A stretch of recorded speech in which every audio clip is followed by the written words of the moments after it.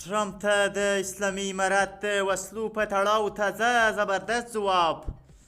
ټرمپ ته د اسلامي امارت غبرګون وایي د امریکایي پوځي تجهیزاتو پر سر له امریکا سره معامله نه کوو.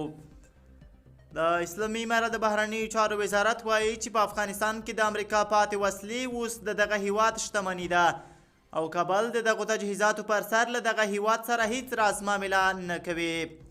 دا څرګندونې د اسلامي امارت د بهرنیو چارو وزارت ویان عبدالقهار بلخي د چهارشنبې په ورځ د سلواغې ولسمه له سی بي اس سره په افغانستان کې د امریکایي پاتې وسلو په تړاو د ټرمپ د خبرو په غبرګون کې کړي دي.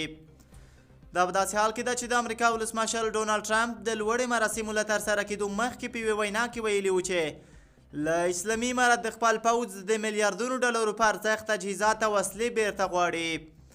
ټرمپ هغه مهال پر جو بایډن د نیوکې ترڅنګ زیاته کړې وه چې هغه د میلیاردونو ډالرو په ارزښت وسلې او تجهیزات طالبانو ته پرېښي دي.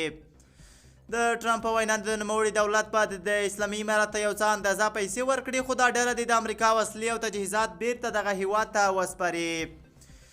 دا په داسې حال کې ده چې تر بلخي مخکې د اسلامي امارت ویان ذبیح الله مجاهد ویلي وو چې افغانستان کې د امریکا پاتې شوي وسلې د غنیمت په توګه نیول شوي او اوس د افغانستان ملي شتمني ده او هیڅوک یې بیرته نشي وړلی. نوموړي همداراز ویلي وو چې که څوک یې د بیرته اخیستلو هڅه کوي موږ به په همدې وسلو معامله ورسره وکړو. د امریکا د دفاع وزارت د مخکنیو راپورونو له مخې له افغانستان څخه د امریکایي پوځ د وتلو په وخت کې هلته د پاتې شوي وسلو ارزښت 7 میلیارده ډالره و.